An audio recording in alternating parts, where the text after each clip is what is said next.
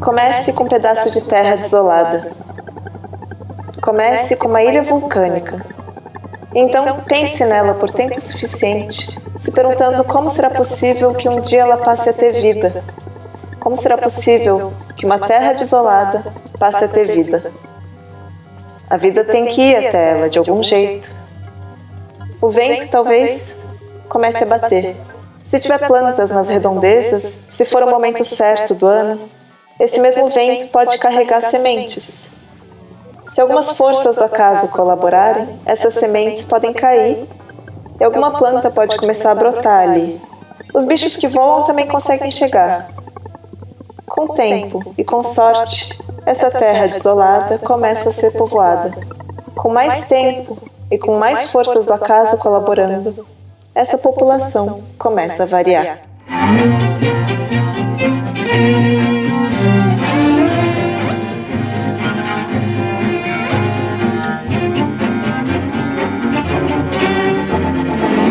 Você está ouvindo 20 Mil Léguas, o podcast de ciências e livros.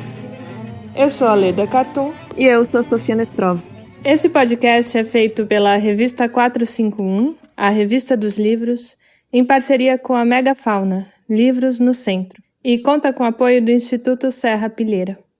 Esse é um podcast que lê os cientistas como escritores, que fala da ciência a partir dos livros. E nessa temporada, a gente está dentro do universo do Charles Darwin. A gente está passando pelas coisas que ele leu e pelos autores com os quais ele teve contato para conceber o seu livro A Origem das Espécies.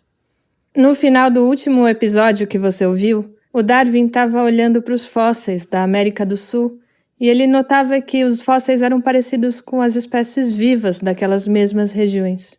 Então, ele olhava para os fósseis do passado e, ao mesmo tempo, ele olhava para o presente ao redor dele. E ele estava pensando no tempo que aquelas criaturas estiveram lá e no porquê daquelas criaturas estarem justamente lá. Porque tempo e lugar importam. É simples, o Darwin começou a cruzar o fator temporal com o fator espacial. Tempo e lugar importam. Esses movimentos do pensamento científico daquela época, esses movimentos sobre os quais a gente falou bastante nos episódios passados, a paleontologia e a geologia, eles provocaram uma mudança grande nas ciências naturais, porque elas foram deixando de ser assim tão descritivas e passaram a ser aos poucos narrativas. Isso também porque o elemento tempo foi inserido na equação. O elemento tempo e as mudanças que o tempo provoca. E isso faz toda a diferença do mundo pra gente aqui, pra gente desse podcast. Porque pra quem quer falar de ciências e de livros, com isso a gente chega num ponto fundamental. O que está acontecendo aqui é uma mudança de gênero literário. É uma mudança de modelo de pensamento. As percepções dos cientistas passam a ter uma concordância subterrânea com os procedimentos dos romancistas daquela época. Você vai ouvir agora sobre literatura e sobre biologia. A gente está montando, passo a passo, como é que foi chegar numa teoria complexa. A teoria que descreve como é que todas as espécies do mundo descendem de um mesmo ancestral em comum. Então, nas próximas 2 partes desse episódio, a gente vai investigar a concepção dessa teoria da seleção natural. Você vai abrir os primeiros cadernos de anotações do Darwin e vai ver como é que um pensamento vai se construindo. Acompanhar uma construção que precisa de muitas peças, porque ela não se torna teoria de uma hora para outra. E o Darwin definitivamente não é um cientista do tipo Eureka. Para atravessar tudo isso, a gente precisou primeiro da viagem que o Darwin fez ao redor do mundo, que foi tema dos primeiros episódios dessa temporada.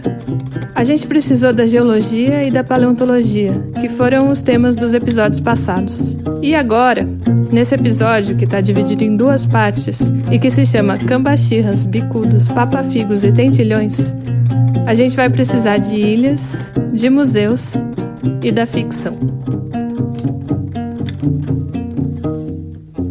É um lugar comum dizer que existem gênios que foram desperdiçados pela injustiça do mundo. Que poderia existir um Einstein que nunca teve acesso à educação nos lugares mais pobres do planeta. ou um Mozart que jamais teria dinheiro para pagar pelas primeiras aulinhas de música. O caso do Darwin é justamente o contrário. O Darwin era o gênio das condições ideais. Ele vinha de uma família que não só era rica, mas também era culta, era interessada pelos assuntos do dia e envolvida com as questões da ciência e das artes. Darwin teve a melhor das educações em Cambridge, com professores e com colegas que gostavam genuinamente dele. E ele teve o privilégio de poder bancar quase 5 anos a bordo de um navio, dando a volta ao mundo, sem nunca precisar se preocupar com pagar as próprias contas. Bom, a gente tinha deixado o Darwin de lado por um tempo no episódio passado. E agora, nesse episódio, você vai reencontrar o Darwin. Ele tem agora 28 anos e está finalmente aportando na Inglaterra. O Beagle volta para casa depois de 4 anos e 9 meses. Para sua companhia, o Darwin chega de volta na Inglaterra com o criado adolescente que serviu ele a bordo do navio. O Darwin passou um tempo negociando valores com o pai e pediu muitas vezes, por favor, para poder continuar com os serviços do Sims Covington quando voltasse à terra firme. Você vai poder ouvir mais sobre a relação deles dois e sobre esse menino que embarcou no Beagle com 16 anos, encarregado de ser o violinista da tripulação, no nosso microepisódio dedicado ao Sims Covington. Mas chegando em terra firme, o Darwin tomou uma carruagem em direção ao norte, em direção à casa da sua família. Ele tomou essa carruagem porque ele não queria ter que esperar até a saída do próximo trem. No caminho, ele perguntou aos outros passageiros se a grama não estaria mais verde do que de costume. Ninguém disse nada. Em casa, depois de tanto tempo longe, e depois das 48 horas na carruagem, o Darwin foi direto dormir. Era muito tarde, e ele não queria acordar o pai e as irmãs. Foi só na manhã seguinte que ele levantou e se reencontrou com a família. Ele estava de volta, são e salvo, mas muito magrinho, segundo uma das irmãs. Enquanto ele estava longe, o Darwin criou um nome para si mesmo no meio científico. As cartas e também os espécimes que ele enviava ao longo da viagem para o seu antigo professor de Cambridge, o John Henslow. O John Henslow foi aquele que indicou o Darwin para embarcar no Beagle. Enfim, todas essas cartas, todos esses espécimes, viraram parte do debate público. Elas eram cartas muito interessantes. Eram relatos de primeira mão de tantos fenômenos sobre os quais os europeus só podiam especular, e às vezes nem isso. Um terremoto, como que ele viu no Chile, que elevou uma ilha à sua frente. Os tucutucos, roedores cegos, se movendo debaixo da terra. Os felinos selvagens das florestas brasileiras. Os recifes de corais, que o fariam pensar nas origens da vida. As árvores petrificadas no topo de uma montanha andina. Os ornitorrincos paradoxais da Austrália. Os povos indígenas da Terra do Fogo, em relação aos quais o Darwin disse se sentir menos aparentado do que com um macaco. As estrelas visíveis durante apenas 12 minutos no horizonte, que guiavam o navio na travessia do Atlântico.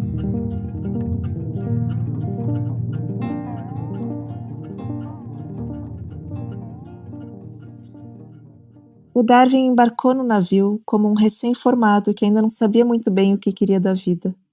Mas quando ele voltou, ele já era um cientista reconhecido pelo trabalho meticuloso de coleta de espécies e pelos relatos detalhados que ele fazia de tudo aquilo que ele encontrava. O Charles Lyell, o geólogo, cujo livro sobre as transformações da superfície da Terra foi o guia intelectual do Darwin durante aquele período, o Charles Lyell ficou realmente contente quando Darwin voltou à Inglaterra. Os dois ainda não se conheciam, mas logo viraram amigos. O Darwin foi o primeiro a empregar efetivamente os princípios do Lyell. Ele era o seu discípulo mais verdadeiro. E através do Lyell, o Darwin foi sendo apresentado à grande rede de cientistas ingleses. O Darwin nunca chegaria a assumir nenhum tipo de cargo como cientista profissional, fosse na universidade ou nos novos museus que estavam sendo criados. Até porque ele não precisava se preocupar com ter ou não ter um salário. Mas fora das instituições, o Darwin foi criando uma rede de pesquisadores que trabalhariam junto com ele, que escreviam cartas trocando informações, opiniões e até alguns favores ocasionais. O Darwin se corresponderia com gente em todo canto do mundo. Chegariam para ele cartas da Índia, da Jamaica, da Austrália, da China, do Havaí. Chegaria até uma carta da Malásia, contando de conclusões que foram tiradas depois de um delírio de febre.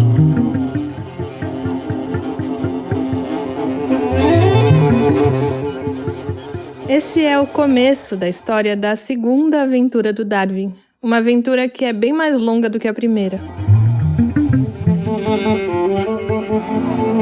O Darwin passou 4 anos e 9 meses a bordo do Beagle, conhecendo o mundo todo. Mas depois, quando ele voltou para a Inglaterra, ele não ia nunca mais sair de lá.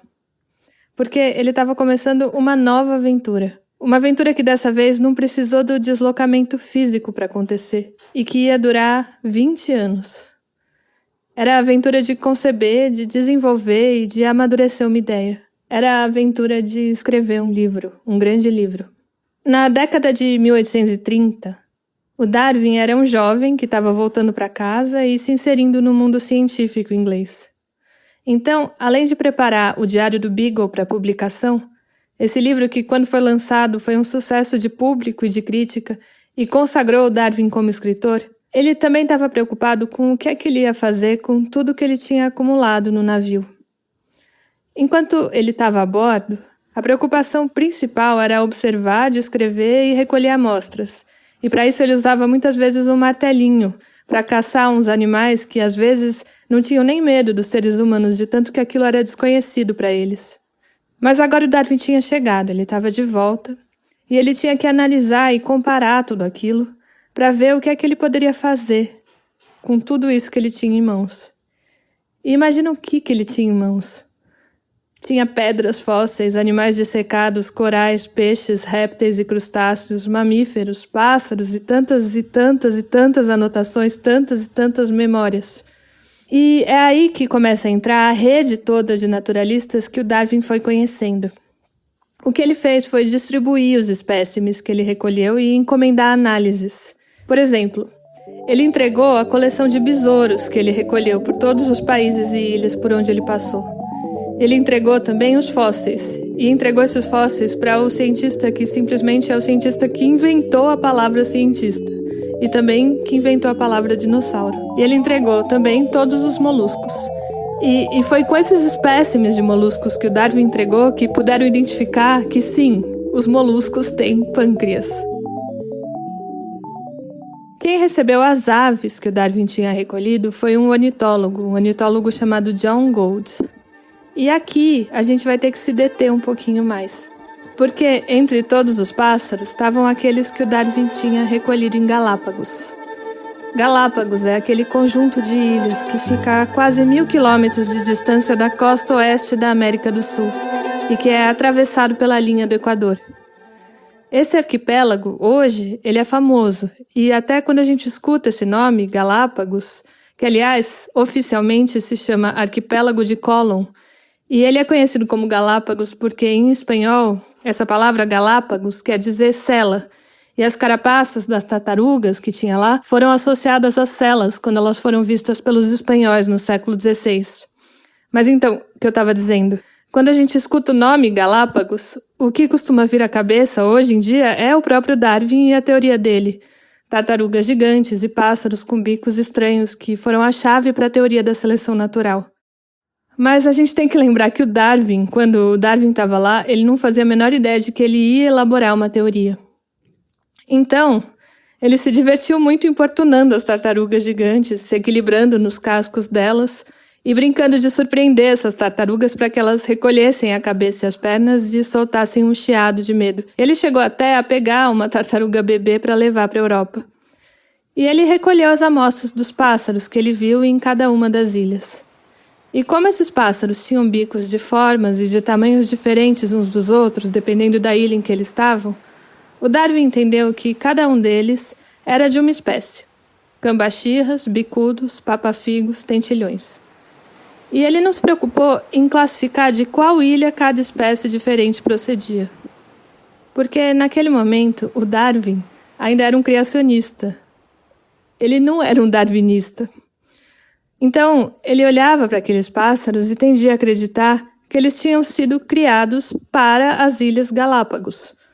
Só que mais tarde, quando ele já tinha voltado para casa e quando ele entregou esses pássaros para o John Gould, ele foi percebendo o quanto teria sido fundamental catalogar a origem específica de cada um desses pássaros. Ele teve que tentar fazer isso de memória. E ele chegou até a escrever para o Capitão Fitzroy, para perguntar se por acaso ele tinha coletado algum daqueles pássaros e se ele tinha etiquetado de qual ilha cada um deles pertencia.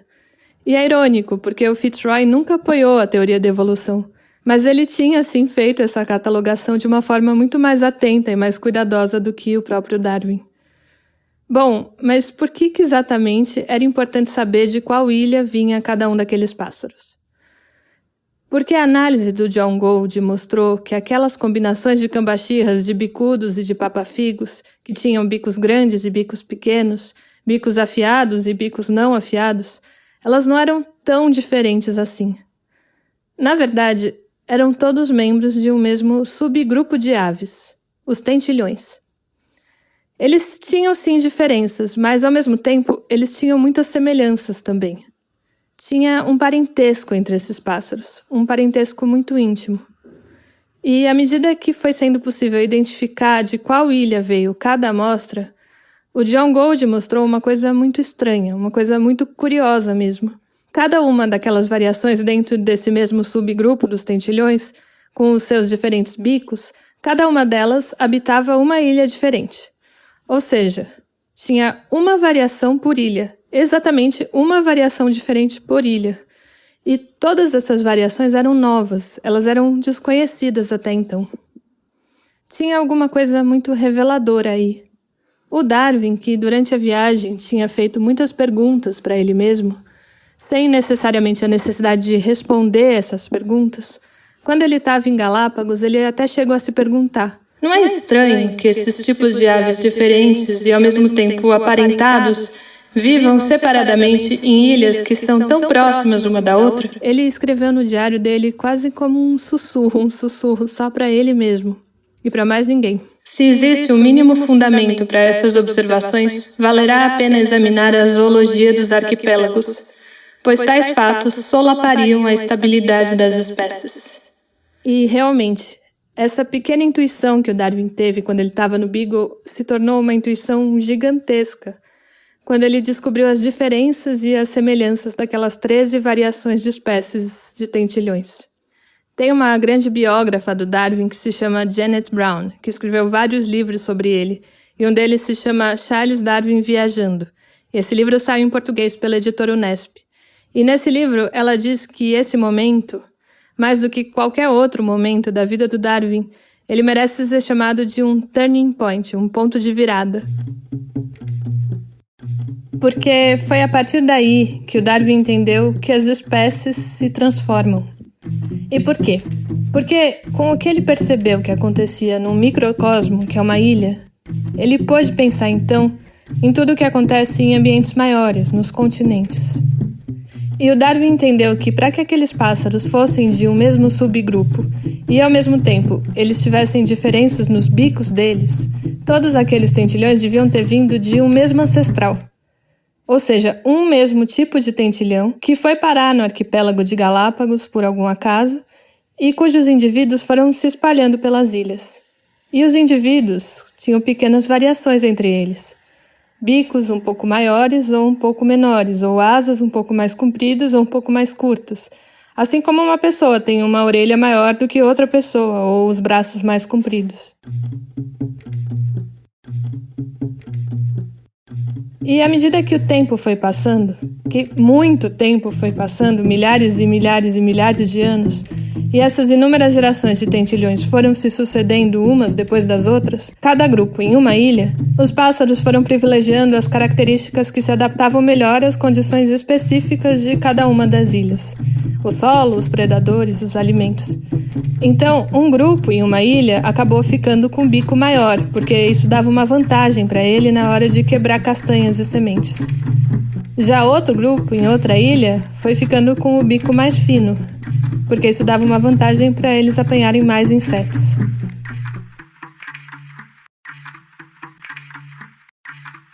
As ilhas são áreas muito bem delimitadas, isoladas completamente de todo o resto do mundo, cercadas de oceano por todos os lados. Elas são um ecossistema simplificado, porque elas não têm muito para onde se expandir. E as ilhas costumam ter espécies exóticas, muito particulares, e às vezes até meio caricatas em relação aos parentes delas no continente. Espécies que só existem nas ilhas.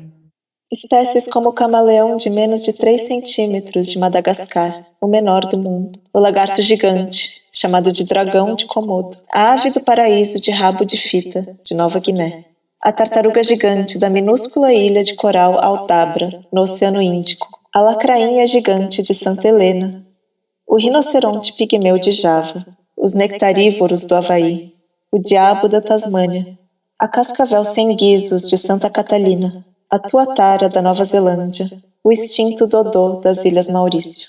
As ilhas têm também uma quantidade menor de espécies do que os continentes, e também uma quantidade menor de relações entre essas espécies, assim como uma quantidade maior de casos de extinção de espécies. E por causa disso, elas acabaram sendo para o Darwin, e para muitos outros que pensaram e que pensam até hoje sobre a transformação das espécies, elas acabaram sendo como que uma lente de aumento. Uma miniatura do mundo, um laboratório, onde é possível observar em pequena escala coisas que acontecem em grande escala no continente. Porque, se você for pensar, em espaços que são mais amplos do que as ilhas e em espécies com mais tempo para se adaptar, de acordo com as exigências e com as condições em que elas estão, aí não vão ser só os bicos que vão se transformar. Tendo tempo suficiente para isso, absolutamente tudo pode se transformar. Mas isso não é evidente. Isso não é evidente porque essas transformações não são perceptíveis no tempo de uma vida. Isso não foi evidente para o Darwin. Foi preciso muito pensamento, muita análise, muito tempo dissecando cracas chilenos, muitos cruzamentos de pombos, muitas trocas de cartas com horticultores, com criadores de animais, com zoólogos e geólogos. E muitos experimentos. Para chegar às perguntas que Darwin tinha agora em mente, ele precisava testar coisas na prática. Se todo mundo veio de um mesmo lugar, como é que existe vida hoje espalhada em todos os lugares? Como foi que as ilhas foram povoadas? Então, lembra, o arquipélago de Galápagos, cheio de criaturas fantásticas de todo tipo, fica a mais de 800 quilômetros da costa do continente. E eram ilhas vulcânicas, eram ilhas razoavelmente recentes. Se o Darwin pensasse que a vida brota em qualquer lugar espontaneamente, e já com as suas formas infinitamente variadas, a resposta seria essa, seria simples. Tem lagarto em Galápagos porque brotou lagarto em Galápagos. Mas o Darwin agora estava pensando numa origem incomum para todos os seres. Então vamos dar um salto para ver alguns desses experimentos do Darwin.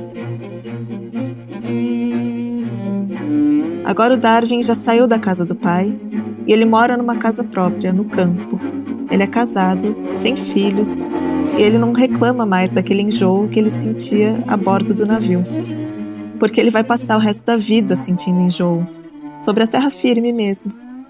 Ele talvez fosse um hipocondríaco ou ele talvez sofresse de alguma doença que nunca foi diagnosticada.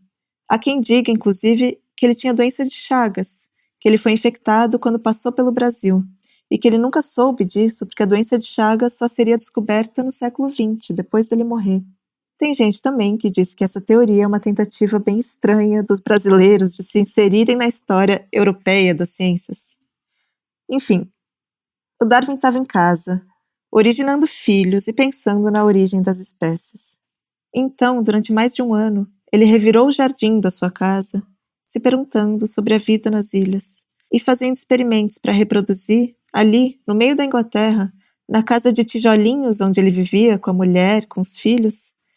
Ali ele estava tentando reproduzir as condições das ilhas, ilhas como aquelas que ele tinha visitado aos 20 e poucos anos de idade. Então, comece com um pedaço de terra desolada.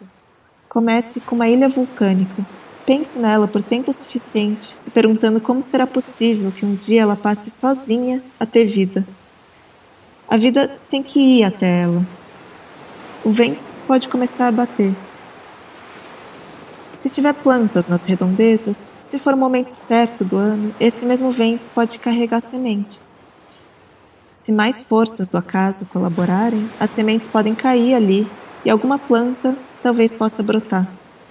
Os bichos que voam também conseguem chegar. Todo lugar do mundo tem barata, por isso que ela se chama periplaneta americana. Periplaneta, no planeta todo. Com tempo e com sorte, a Terra começa a ser povoada. Com mais tempo e com mais forças do acaso, essa população começa a variar. Mas como demonstrar, de fato, que um arquipélago tão distante quanto Galápagos possa ter uma fauna e uma flora tão ricas, e povoadas, inclusive, por seres sedentários, como as árvores? Como que uma árvore atravessa o oceano? No jardim da sua casa, o Darwin mergulhou sementes em tanques de água salgada e deixou as sementes lá por dias, por semanas. Ele tinha que renovar a água de 2 em 2 dias por causa do cheiro insuportável que começava a subir desses tanques, por causa do limo que as sementes começavam a soltar. Foi um trabalho realmente intenso, fisicamente intenso. Depois de algum tempo, o Darwin ia lá, tirava as sementes, deixava essas sementes secando ao sol e então tentava plantá-las na terra. As sementes de cevada germinaram depois de 4 semanas de imersão na água salgada. As de agrião resistiram a 6 semanas. O Darwin fez as contas. A corrente oceânica pode correr a 1,6 km por hora. Então, em 6 semanas, uma semente poderia ser carregada por mais de 1.600 quilômetros. A possibilidade de vida vegetal nas ilhas já começava a se desenhar aí. Então, e quantos animais? O Darwin prosseguiu com os experimentos. Ele cortou 2 patas de um pato e imergiu essas patas em outro tanque, um tanque que tinha ovos de caracóis. Ele chamou seus filhos, que tinham olhos melhores do que os seus e que gostavam de participar nesses experimentos do pai, para que eles viessem contar a quantidade de ovos de caracóis que tinham se agarrado àquelas patas. O Darwin testou e descobriu que esses ovinhos podiam sobreviver por até 20 horas fora d'água. Durante 20 horas, um pato que ainda tivesse as 2 patas intactas, ele seria capaz de sobrevoar mais de 1.000 quilômetros. Ou seja, os caramujos não brotam numa ilha, eles vêm carregados. Então, o que a teoria do Darwin diz é a verdade. Os bebês são trazidos pela cegonha. E esses experimentos explicam de quebra que também todo o planeta funciona como uma espécie de rede. As coisas vão acontecendo ao acaso. As espécies estão o tempo todo interferindo no desenvolvimento umas das outras. Algumas, bem mais do que outras. Mas mesmo o ser humano surgiu como surgiu, só por acaso.